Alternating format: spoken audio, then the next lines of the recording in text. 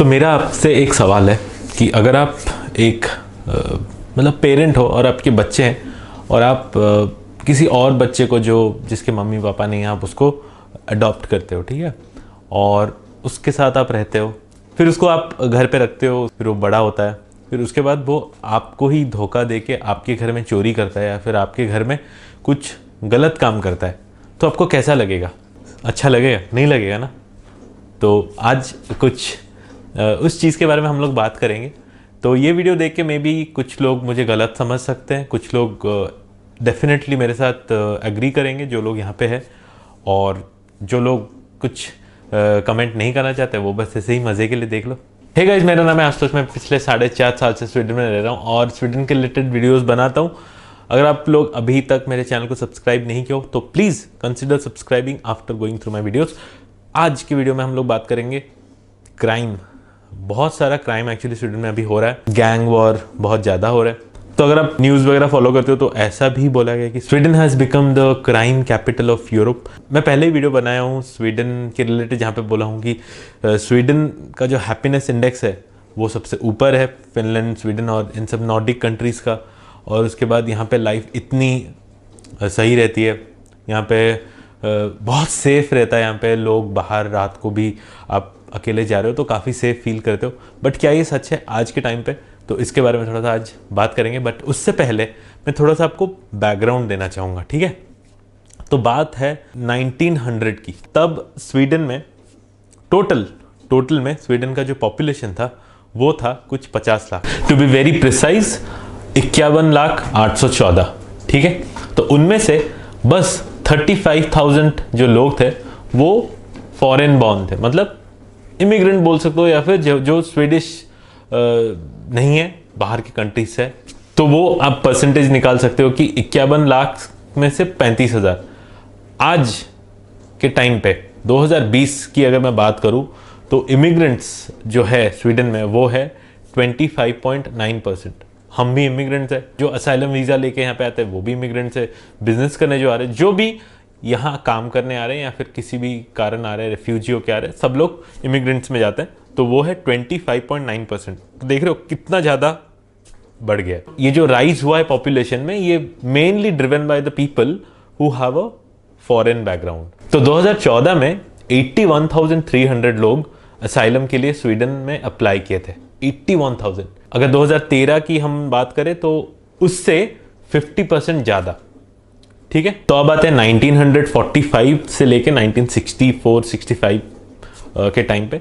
तो तब स्वीडन में लेस देन 2% जो थे वो बस इमिग्रेंट्स थे, ठीक है? Less than 2% of the total population. तो ड्यूरिंग 1950 एंड 60s बहुत सारे रिक्रूटमेंट्स हुए स्वीडन में, जहाँ पे लोग जो है different Nordic countries, specially Finland से लोग आके स्वीडन में काम करने लग गए। तो इस टाइम पे मोस्टली जो लोग रेफ्यूजी होके स्वीडन आ रहे थे वो चेकोस्लोवाकिया, हंगेरी, इन सब कंट्रीज से आ रहे थे लोग, और वियतनाम से भी लोग आ रहे थे as refugee into Sweden in 1960s and 70s। तो उसके बाद टाइम आता है 1968 से लेके 1991। तो मैंने जैसे बताया कि रिक्रूटमेंट हुआ, वहाँ पे रिक्वायरमेंट थे, फिनलैंड से लोग आ रहे थे। तो धीरे धीरे क्या हुआ कि वो रिक्वायरमेंट और नहीं रहा, तो जो फिनिश यहाँ पे आए थे तो वो सब निकल गए। तो उस टाइम के दौरान जो मेजॉरिटी ऑफ इमिग्रेंट्स आए वो असाइलम होके आए यहाँ पे। तो 1970 से लेके 85 तक ये चीज़ देखा गया कि जो इमिग्रेशन था वो बेस्ड ऑन लेबर से चेंज होके हो गया था बेस्ड ऑन रिलीजन। तो मैं ये चीज़ क्यों बता रहा हूँ कि हम यहाँ पे 4.5 साल से है, हम देख रहे हैं कि क्या हो रहा है और जो क्राइम्स हो रहे हैं क्यों हो रहे हैं। तो पहला जो रीज़न है वो है गैंग क्राइम। तो यहाँ पे बहुत सारे क्या होते हैं ना, गैंग्स होते हैं, like they basically do drug dealing and वो सब चीज़ें। तो उनका काम रहता है कि छोटे छोटे बच्चों को फंसाना और उनको ड्रग देना। वो एक बहुत बड़ा फैक्टर है स्वीडन में क्राइम बढ़ने का।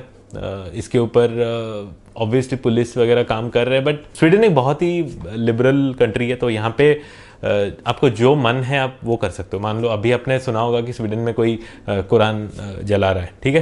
तो वो जला सकता है। स्वीडन में आप इवन बाइबल अगर आप चाहो जला सकते हो, आप गीता जला सकते हो, आप कुरान जला सकते हो, कुछ भी कर सकते हो। तो इट्स सो लिबरल, आपको परमिशन मिल जाती है। तो स्वीडन में जो लॉ है, जो लॉ बनाया हुआ है, तो बेसिकली वो लॉ बनाया गया है स्वीडिश के लिए। मैं अगर बताऊं तो स्वीडन में वो टाइम पे जब यहाँ पे इतने इमिग्रेंट्स नहीं थे, हम भी इमिग्रेंट्स हैं, मैं उसके बारे में बाद में बात करूंगा, बट हाँ, जो क्राइम रेट था वो धीरे धीरे बढ़ गया है। हम लोग भी यहाँ पे इमिग्रेंट है, हम लोग यहाँ पे स्किल्ड वर्कर्स है, हम लोग यहाँ पे स्किल्ड वीज़ा या फिर जो वर्क परमिट होता है वो अप्लाई करके हम लोग यहाँ पे आते हैं और यहाँ पे काम करते हैं। तो यहाँ काम करके हम लोग टैक्स देते हैं गवर्नमेंट को, और उस टैक्स मनी को लेके गवर्नमेंट जो वेलफेयर यहाँ पे है, जो यहाँ पे आपको बेनिफिट्स मिलते हैं, हेल्थ केयर, एजुकेशन, ट्रांसपोर्टेशन, ये सब जो मिलता है, तो बेसिकली ये टैक्स से ही मिलता है। तो यहाँ पे दिक्कत पता है क्या होती है, जो लोग यहाँ पे काम नहीं करते, मान लो हम लोग यहाँ पे मेहनत करते हैं, काम करते हैं, लेकिन स्वीडन में जो वेलफेयर सिस्टम है वो बहुत अच्छा है, तो वो एक्चुअली मजबूर कर देता है कुछ लोगों को कि वो काम ना करें। क्यों मैं ऐसा बोल रहा हूँ, अभी हमारी बेटी हुई है तो हमको महीने में 1350 करोना कुछ मिलता है बच्चों का, ठीक है। तो अगर आपके 2 बच्चे तो आपको उससे ज्यादा पैसा मिलता है, अगर आपके 3 बच्चे तो उससे ज्यादा, 4 बच्चे हो तो उससे ज्यादा। तो यहाँ पे हम लोग,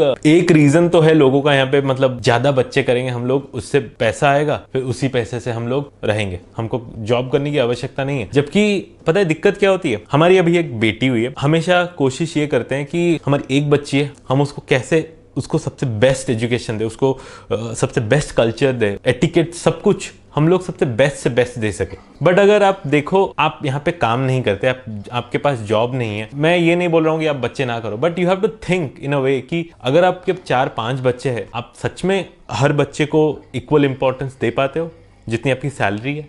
नहीं दे पाते हो। तो यहाँ से एक्चुअली शुरू हो जाती है दिक्कत। अगर आपकी परवरिश सही ना रहे, अगर आप बच्चा कहाँ जा रहा है, किससे बात कर रहा है, किससे मिल रहा है, ये आप सही से नहीं कर रहे हो, तो फिर वहीं से ही शुरुआत होती है ये सब, जो लोग गलत दिशा में जाते हैं। मैं एक बात बताता हूँ, यहाँ पे अभी बहुत क्राइम हुआ है, ठीक है।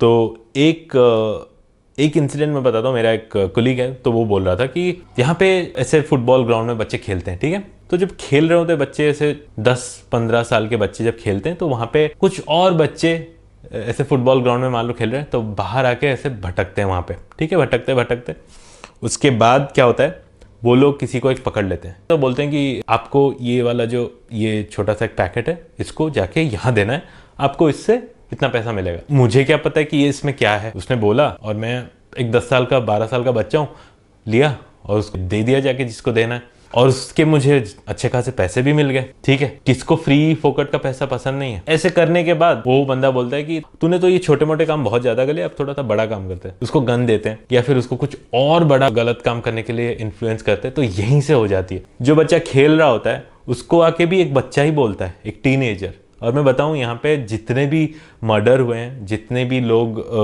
अभी सितंबर में बहुत सारे क्राइम्स हुए हैं जिसमें 13 साल, 12 साल, 15 साल, 16 साल के बच्चे दे वाज शॉट डेड। आप यकीन कर सकते हो, ठीक है, 25-30 साल है तो ठीक है, मैं मतलब 12-13 साल, it's not an age to get shot by someone, नहीं है ये। तो यहाँ पे गलती किसकी है? मम्मी पापा की, क्योंकि आपकी परवरिश में ही प्रॉब्लम है।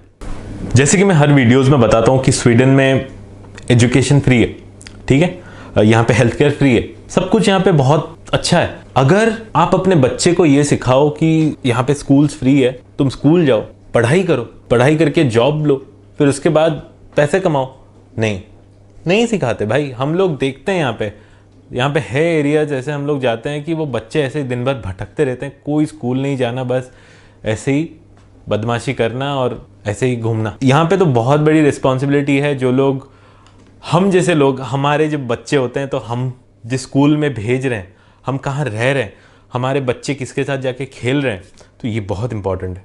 इस रीजन की वजह से आपको ऐसे एक स्कूल चूज करना है जहाँ पे किस टाइप के बच्चे जा रहे हैं, वो एरिया कैसा है, वो सब आपको देखना पड़ेगा। तो ये एक बहुत ही इंपॉर्टेंट चीज़ है। अगर आप यहाँ पे आ रहे हो और अपने बच्चों को भेज रहे हो तो किस स्कूल में जा रहे हो वो सब थोड़ा चेक करो, और दोस्त किस टाइप के बच्चे वहाँ पे आते हैं वो थोड़ा आपको चेक करना पड़ेगा, ठीक है। तो अगर आपको लग रहा है कि मैं यहाँ पे पर्टिकुलरली एक कम्युनिटी को या फिर एक ग्रुप ऑफ पीपल को टारगेट कर रहा हूँ, ऐसा नहीं है। आप खुद जाके देख सकते हो कि यहाँ पे क्राइम जो हो रहा है वो कौन उसमें सब शामिल है। ऑल्दो स्वीडिश मीडिया इस चीज़ को इतना ज़्यादा दिखाते नहीं है। जो यहाँ पे रह रहे हैं उनको पता है क्या गलती हो रही है और किससे गलती हो रही है। एक इंसिडेंट बताता हूँ। जो यहाँ पे एक जगह है फास्ट्रा करके, तो वहाँ पे हुआ था।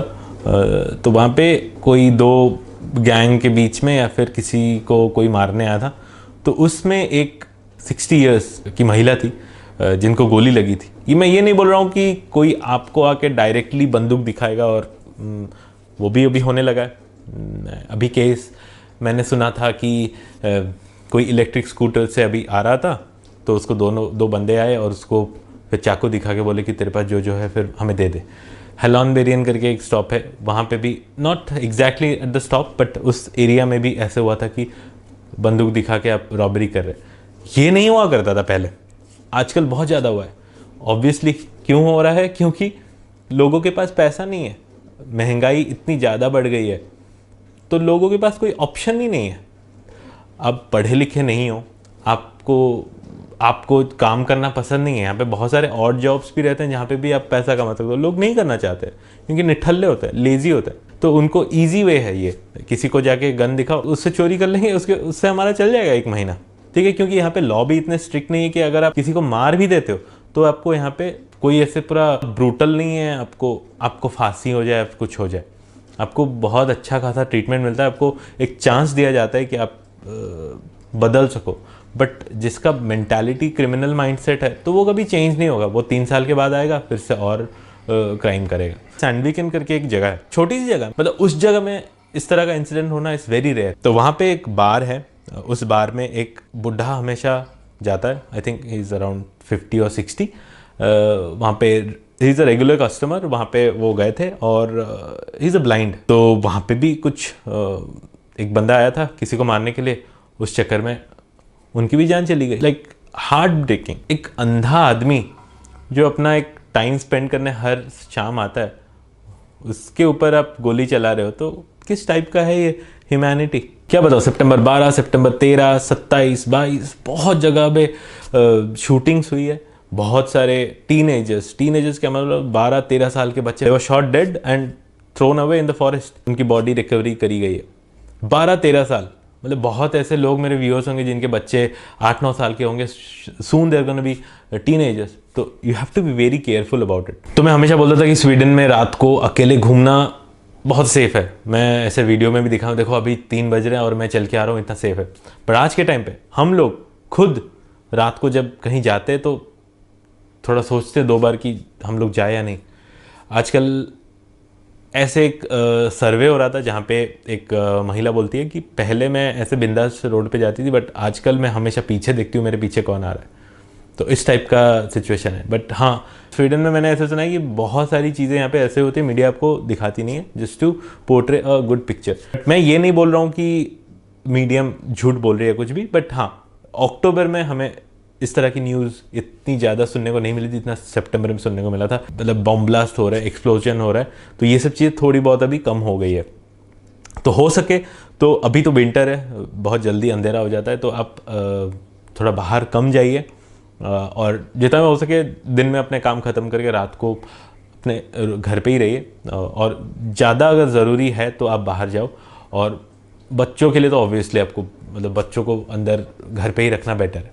तो बहुत ज़्यादा नॉर्थ में मतलब नहीं जाए, और फिर बहुत ज़्यादा साउथ में भी आप हो सके तो अवॉइड करिए जाना रात को, थोड़ा सा अपना ख्याल रखें। बट अगर आप हिस्ट्री जाके देखो या फिर स्टैटिस्टिक जाके देखो, 1970-80 जब यहाँ पे बहुत सारे रेफ्यूजीज और इमिग्रेंट्स आए थे, तब उतना क्राइम नहीं हुआ था, क्योंकि वो लोग जो सिचुएशन से वो लोग आए थे, उनको पता था कि यहाँ पे आके हमको एक अच्छी लाइफ मिल रही है, हमको एक अच्छा एनवायरनमेंट मिल रहा है, तो वो लोग वहाँ पे मेहनत करे और जॉब वगैरह करे होंगे, जो भी करे होंगे। बट दिक्कत ये है कि जो उनके 2nd, 3rd और 4th जो भी जनरेशन है, तो वो लोग यहाँ पे पैदा होते हैं।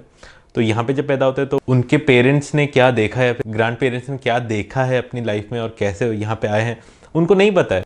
तो they don't consider themselves as some immigrants और सम रेफ्यूजीज। तो उनको कोई डर नहीं रहता कि हमें यहाँ से कोई बाहर निकाल देगा। अभी मैं देख रहा हूँ कि स्वीडन में ये हो रहा है कि अगर आप वर्क परमिट हो तो आपका एक्सटेंशन बहुत जल्दी हो रहा है, और अगर आप वैसे असाइलम वगैरह हो तो थोड़ा लेट हो रहा है।